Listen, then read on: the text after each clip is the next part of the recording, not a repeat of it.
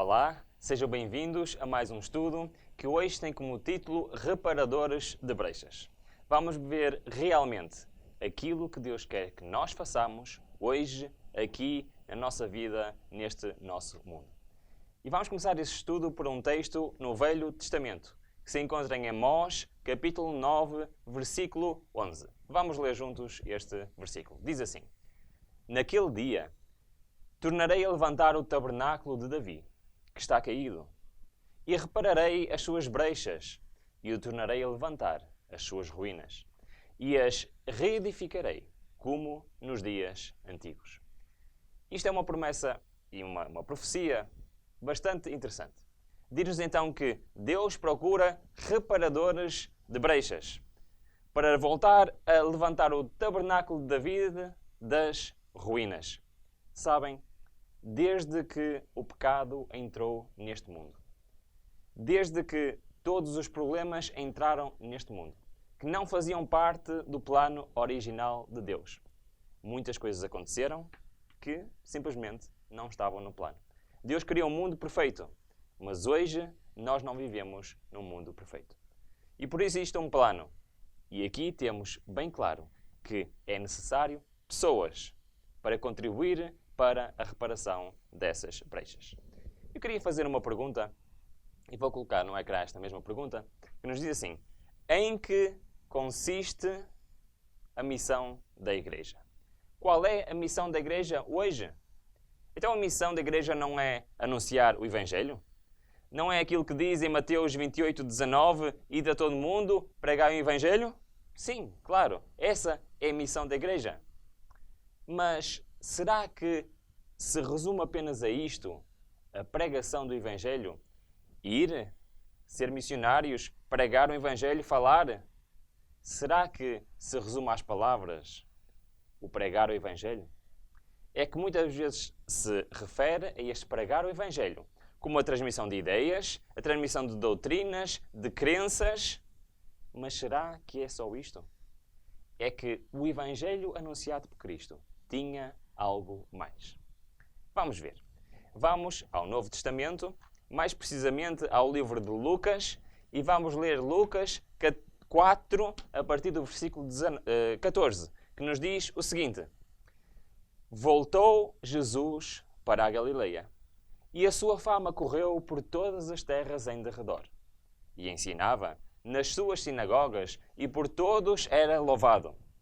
E chegando a Nazaré, onde fora criado, entrou num dia de sábado, segundo o seu costume, na sinagoga, e levantou-se para ler. E foi-lhe dado o livro do profeta Isaías. Ora, Jesus estava na sinagoga, deram para ler o profeta Isaías, e ele foi ler uma passagem que se referia a ele próprio. E por isso ele disse: hoje se cumpriu esta escritura. Mas o que é que ele realmente leu? E ele leu Isaías 61, 1 e 2. Que vamos passar a ver com calma o que é que lá está escrito. Vamos ler. Isaías 61 diz o seguinte: O Espírito do Senhor Deus está sobre mim, porque o Senhor me ungiu para pregar as boas novas a todo o mundo, a todas as pessoas, àqueles que precisam de saber sobre a palavra de Deus. Realmente é estranho, porque diz assim: pregar as boas novas aos pobres. O que é que isto quer dizer? Enviou-me a restaurar os contritos de coração, a proclamar liberdade aos cativos e a abertura de prisão aos presos, a apregoar o ano aceitável do Senhor e o dia da vingança do nosso Deus, a consolar todos os tristes. Reparem então, o texto diz, fala em pobres, contritos de coração, cativos, presos, tristes. Eu pensei que Cristo tinha vindo pregar para toda a gente. O que é que isto quer dizer? Sabem, existe uma faceta da pregação do Evangelho que muitas vezes é esquecido por nós. E sem esta faceta, se nós não colocamos na nossa vida esta faceta como uma prioridade, a nossa pregação, a nossa vontade de transmitir a mensagem, a palavra de Deus aos outros, de nada vale. Vamos ver o que é que isto quer dizer. Ellen White diz-nos assim: tenho sido instruída a chamar a atenção de nosso povo para o capítulo 58 de Isaías. Lede cuidadosamente este capítulo e compreendei a espécie de ministério que levará a vida às igrejas. Ora, nós queremos igrejas vivas. Queremos igrejas que cumprem a missão de Cristo, conforme Cristo fazia. Então, o que é que Ellen White nos está aqui a dizer? Vamos ao capítulo 50 de Isaías, exatamente ver o que lá está escrito e para percebermos qual é este ministério. Isaías 58 diz então o seguinte: clama em alta voz. Não te detenhas. Levanta a tua voz como a trombeta e anuncia ao meu povo a sua transgressão e à casa de Jacó os seus pecados. Bom, estamos a começar bem. Então, o que é que o texto nos diz? Que devemos pregar o quê? Pregar a palavra de Deus, mostrar ao povo a lei, mostrar o que é que estamos a fazer de errado. Isto parece ser bastante interessante. Mostrar o que é que nós fazemos que não está de acordo com a palavra de Deus. Então vemos que a pregação é uma parte importante. Continua o texto. Todavia, me procuram cada dia. Tomam prazer em saber os meus caminhos, como um povo que pratica justiça e não deixa o direito do seu Deus.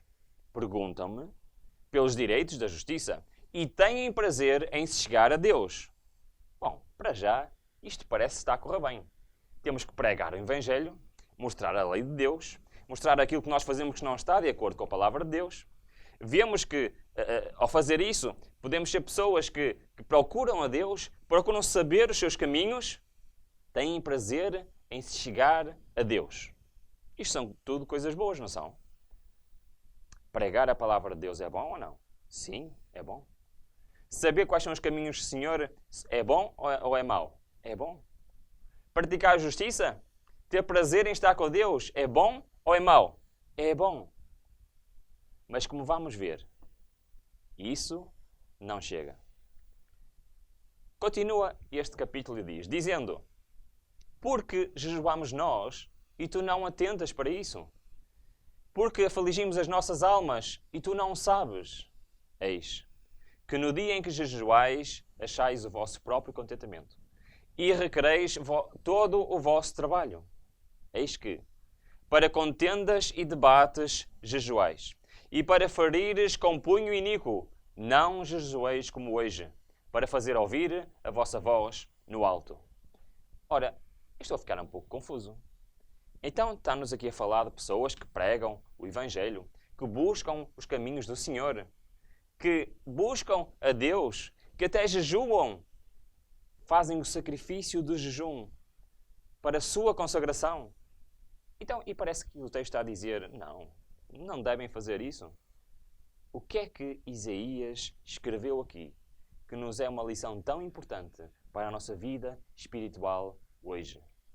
Continua Deus e diz assim, a partir do versículo 5, seria este o jejum que eu escolheria?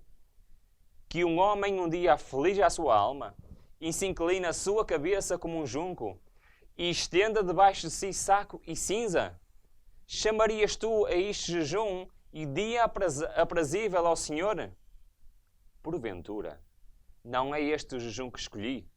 Que soltes as ligaduras da impiedade, que desfaças as ataduras do jugo e que deixes livres os oprimidos e despadeces todo o jugo? Ora, o que é que este texto nos está a dizer? Que jejum é este que Deus nos está a dizer que devemos fazer? Não devemos nós jejuar, nos sacrificar, pregar o Evangelho, estar com Deus? Não é isso parte da nossa vida espiritual? Claro que sim. Mas tudo isso não tem valor se o que vem a seguir não for uma realidade na nossa vida. E é por isso que nos últimos 2 versículos nos diz o quê? Diz-nos, porventura, não é também que repartas o teu pão com o faminto e que recolhas em casa os pobres abandonados e quando vires o nu, o cubras e não te escondas da tua carne. Ora, o que é que este texto nos está aqui a querer dizer? Ele está-nos a dizer uma coisa muito simples. Que tudo o resto não tem valor se eu não tiver amor pelo próximo. Se eu não estiver aqui para ajudar os outros, para praticar o bem, tudo o resto, para Deus, perde o valor. Porque se nós fizermos isto e fizermos tudo o que está para trás, o que é que acontece? Versículo 8. Então romperá a tua luz como a alva, e a tua cura apressadamente brotará, e a tua justiça irá adiante de ti, e a glória do Senhor será a tua retaguarda. E continua ainda no versículo 9 e 10. Então clamarás, e o Senhor te responderá. Gritarás, e Ele dirá, eis-me aqui. Se tirares do meio de ti o jugo, o estender do dedo e o falar iniquamente. Ora, estas três coisas são muito importantes. O que Deus está aqui a dizer é que Ele ouvirá os seus servos, até aqueles que pregam o Evangelho. E que pessoas admiram, quão bom ele prega o Evangelho, quão bom ele nos mostra a palavra de Deus. Aqueles que estudam a sua palavra, aqueles que querem estar com Deus, aqueles que jejuam, que fazem sacrifícios. Mas, se não juntarmos o amor ao próximo, de nada serve. E então, quando este pacote completo for uma realidade, então Deus ouvirá essas pessoas, essas orações. Se quê? Vamos voltar ao texto. Se tirares do meio de ti o jugo, se ajudares. Se tirares do meio de ti o estender o dedo. O que é o estender o dedo? É o acusar o irmão. O andarmos a dizer, este faz isto, este faz aquilo, e estamos a tomar o lugar de Deus, que Ele é o juiz. E mais, e o falar iniquamente. Falar de coisas que não são próprias. Falar de coisas que não são do alto, mas que são de baixo.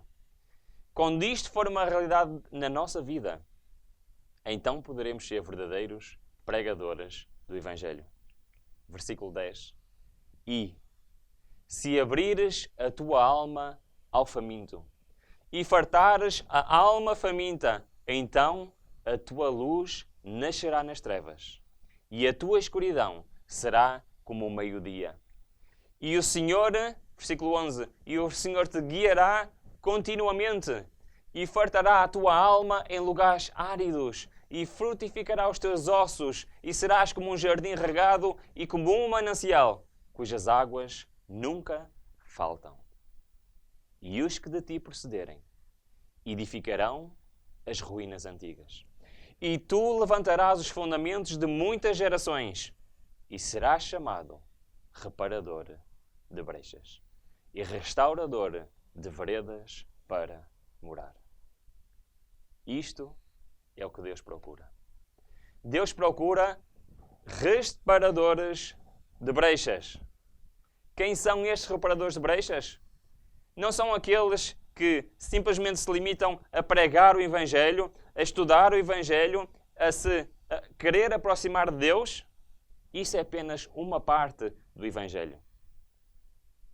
A outra parte é o amor ao próximo. E quando Deus encontra pessoas que não só pregam o Evangelho, não só estudam o Evangelho, mas também ajudam o próximo e amam verdadeiramente o próximo, então Deus encontrou um ou uma reparadora de brechas. É isto que Deus quer de ti. É isto que Deus quer de mim. Queremos ser nós verdadeiramente reparadores de brechas? Podemos nós pregar verdadeiramente o Evangelho se nós não temos verdadeiro amor ao próximo? Vamos ver o que mais Deus nos diz acerca deste assunto. Em Testemunhos para a Igreja, no volume 2, diz-nos o seguinte: a razão pela qual o povo de Deus, nós, não somos mentalmente mais espirituais e não temos mais fé, é porque foi-me mostrado. Porque estamos a ser estreitados pelo egoísmo. Não é a abundância das vossas reuniões que Deus aceita. Não é as numerosas orações, mas é o quê? É a prática do bem. Mas então, é errado termos muitas reuniões para louvarmos a Deus? É errado orarmos? Claro que não. É absolutamente fundamental reuniões de louvor, reuniões de comunhão entre irmãos. É fundamental as nossas orações. Mas para Deus isso é nada se não praticarmos o bem. Uau! Que lição para cada um de nós. Mas o que é que Deus procura também? Deus procura homens que pratiquem o bem. O fazer as coisas certas no tempo certo. E o ser menos egoísta e mais benevolente. Já Tiago diz no capítulo 1, versículo 7, exatamente isto. Diz o quê? A religião pura e imaculada diante do nosso Deus e Pai é esta: pregar o Evangelho, saber todas as doutrinas, saber toda a lei de Deus. É o que ele diz. Reparem bem. Visitar os órfãos e as viúvas nas suas aflições. E guardar-se isento da corrupção do mundo. Sabem, muitas vezes temos dificuldade em praticar o bem. E eu posso dizer que isto é uma luta na minha própria vida. E muitas vezes sinto relutância em ajudar as pessoas. Mas há um texto que é um dos meus textos preferidos. Um texto que sempre me acompanha e que mudou a minha vida. E neste texto eu realmente percebo que estou errado.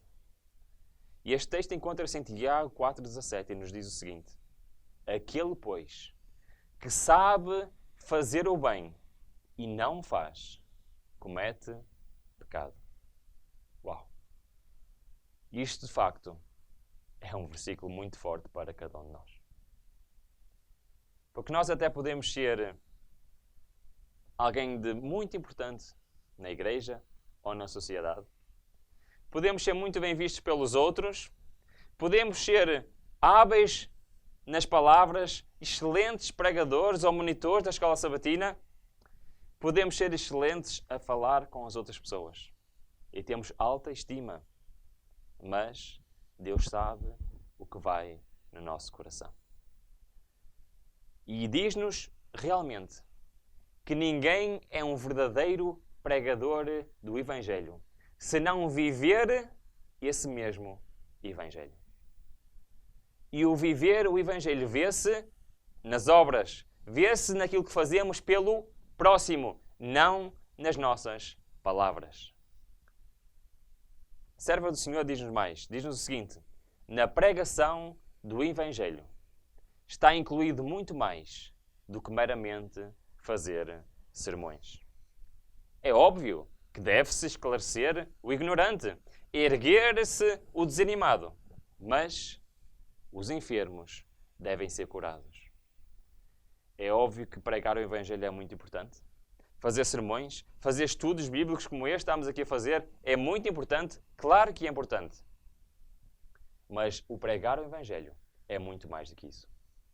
O pregar o Evangelho é todos os dias da nossa vida, da maneira como nos relacionamos com o próximo e da maneira como nos comportamos perante aqueles que têm necessidades nas suas vidas. Continua o texto e diz-nos o seguinte, manuscrito 117, a verdadeira simpatia ou o verdadeiro amor entre o homem e o seu semelhante deve ser o sinal distintivo entre os que amam e temem Deus e os que são indiferentes à sua lei. Uau!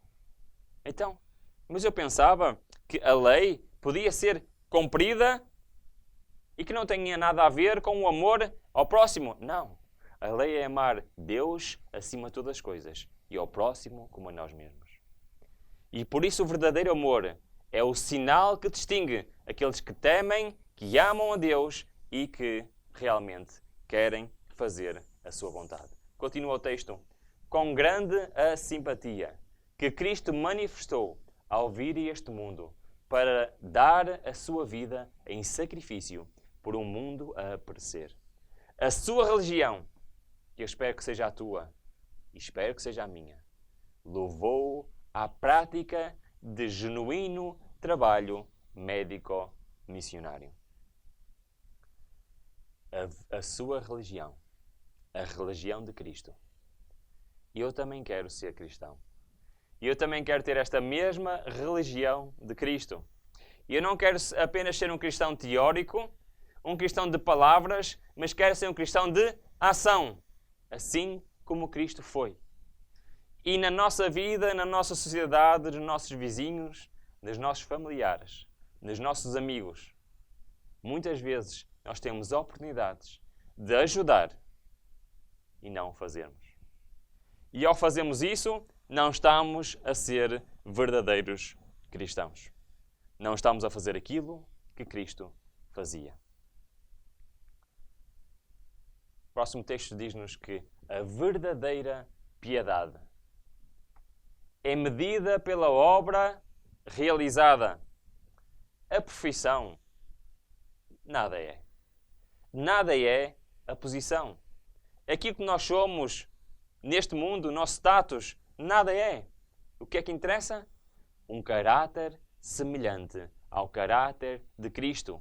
É a evidência que precisamos de apresentar de que Deus enviou o seu Filho ao mundo. É isto que Deus quer. Deus quer verdadeiros reparadores de brechas, que sejam como Cristo foi nesta terra. Cristo não pregou apenas com as suas palavras, mas pregou também pelas suas obras. Sempre estava pronto para ajudar os necessitados. É muito interessante que aqueles que achavam que não precisavam de ajuda, Cristo não ajudava. Cristo ajudava aqueles que precisavam de ajuda. Por isso é também nossa obrigação ajudar aqueles que precisam de ajuda. Testemunhos para a Igreja dá-nos ainda mais detalhes. Diz assim: o trabalho fiel é mais aceitável a Deus do que o mais zeloso culto revestido da mais pretensa santidade. O verdadeiro culto é o trabalho junto com Cristo. Que texto forte temos aqui. O trabalho fiel, o ajudar os outros, é muito melhor para Deus do que palavras bonitas pregadas num sermão. O verdadeiro culto é haver esta parceria entre o homem e Deus. E nesta parceria, realmente haver uma transformação tal do caráter, que as ações do homem seriam as ações de Cristo nesta terra. Mas depois surge a pergunta, e se olharmos para o ecrã, demos lá exatamente isso: como? Como é que isto pode funcionar? Como é que podemos ter este verdadeiro culto que é o trabalho junto com Cristo? O texto continua e nos diz: orações, exortação ou apelos e palestras são frutos baratos, frequentemente artificiais. Como? O que é que nos diz este texto? Que orações, apelos, palestras são muitas vezes frutos baratos e superficiais. Então, mas não é tão importante as nossas orações, o apelo, a decisão, as palestras, o mostrar a palavra de Deus? Sim, isso é muito importante. Mas nós podemos ser pregadores e estar a apresentar frutos baratos e frutos superficiais. Porque um cristão não é medido pelas palavras, mas é medido pelas suas ações. Então, como é que fazemos este trabalho junto com Cristo? O texto continua. E diz então: mas os frutos que se manifestam em boas obras, no cuidado dos necessitados, dos órfãos e das viúvas, são frutos genuínos e produzem-se naturalmente na boa árvore. E eu se quero ser um pregador do Evangelho, e eu até posso estudar todos os dias fervorosamente a palavra de Deus.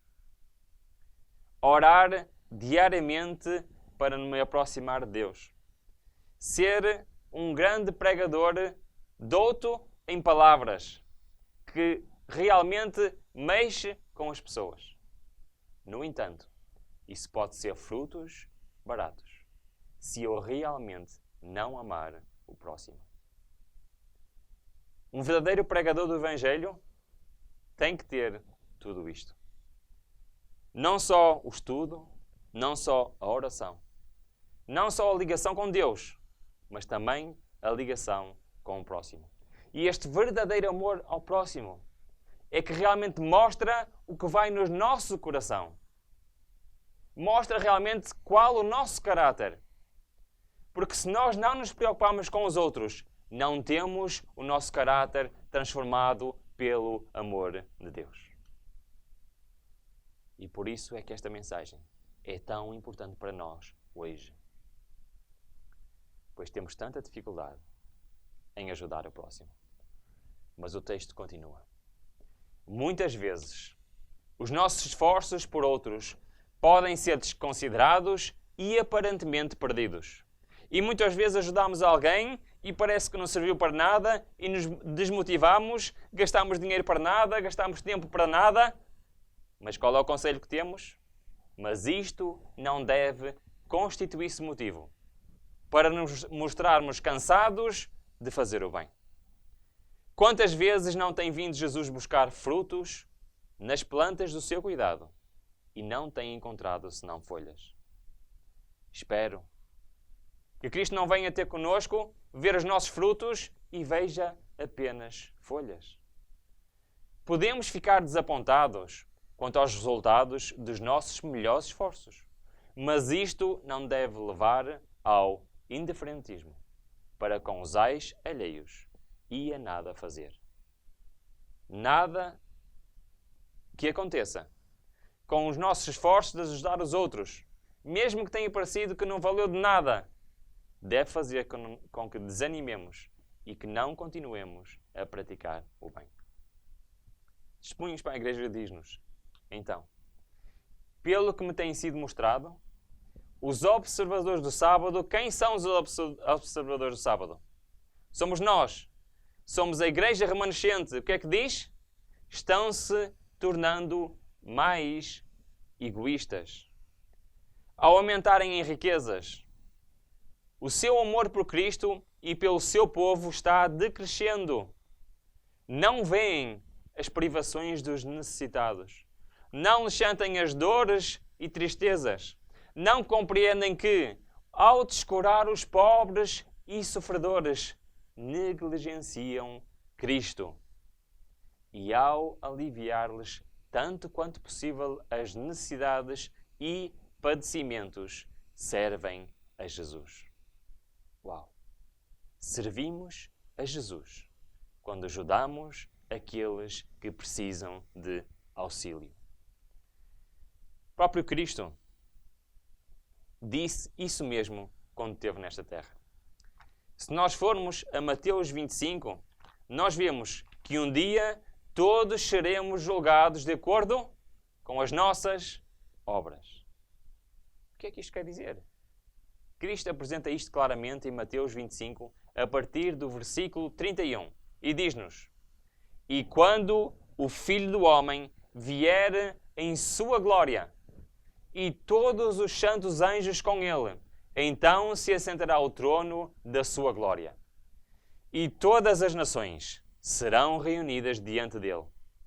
E apartará uns dos outros, como um pastor aparta dos bodes as ovelhas. E porá as ovelhas à sua direita, mas os bodes à sua esquerda. Então dirá o rei aos que estiverem à sua direita: Vinde, benditos de meu Pai, possuí por herança o reino que vos está preparado desde a fundação do mundo. Porquê? Porque pregaste o Evangelho de uma forma tão bonita. Porque fizeste uma oração tão espetacular. É isso que nos diz o texto? Reparem, porque tive fome e deste-me de comer. Tive sede e deste-me de beber. Era estrangeiro e hospedaste-me. Estava nu e vestiste-me. Adoeci e visitaste-me. Estive na prisão e foste-me ver. Então, os justos lhe responderão dizendo: Senhor, quando te vimos com fome? Quando? E te demos de comer? Ou com sede e te demos de beber? E quando te vimos estrangeiro e te hospedamos? Ou nu e te vestimos? E quando te vimos enfermo ou na prisão e te fomos ver? E respondendo, o rei lhes dirá: Em verdade vos digo, que quando o fizestes a um destes meus pequeninos irmãos, a mim o fizestes. E este é o Evangelho na prática. Isto é pregar o Evangelho a todo mundo. Pregar o Evangelho com as nossas ações. É isto que é requerido de nós. Mas continua o texto e diz-nos: Então dirá também aos que estiverem à sua esquerda: Apartai-vos de mim, malditos, para o fogo eterno, preparado para o diabo e seus anjos. Então lhes responderá dizendo: Em verdade vos digo, que quando a um destes pequeninos o não fizestes, não o fizestes a mim. E irão estes para o tormento eterno, mas os justos para a vida eterna. É realmente um texto muito forte. Estamos quase a terminar este estudo, mas já agora uma pequena parte, quando este texto nos diz fogo eterno, tormento eterno, em Apocalipse explica-nos que isto é a segunda morte. Eternamente, os ímpios estarão mortos.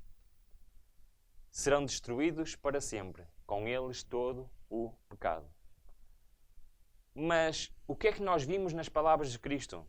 Que distingue uns dos outros? O amor. E reparem na ênfase em destaque que ele deu ao amor pelo próximo.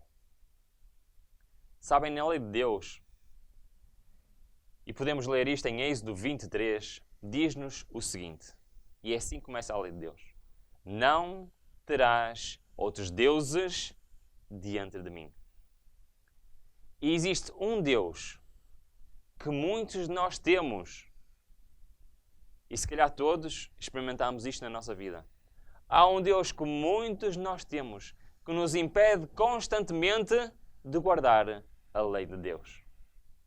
Sabem qual é este Deus? Com este texto vamos terminar o nosso estudo. Diz-nos o seguinte: Estou familiarizada com pessoas que fazem elevada profissão, cujo coração está tão encerrado no amor próprio e no egoísmo que não podem apreciar o que escrevo. Pensam apenas na sua própria vida e vivem só para si mesma.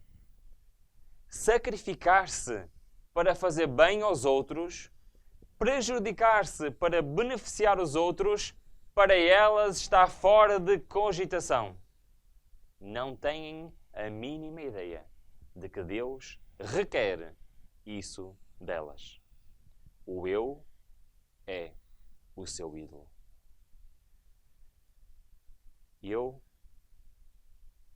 O meu eu, é um ídolo para mim.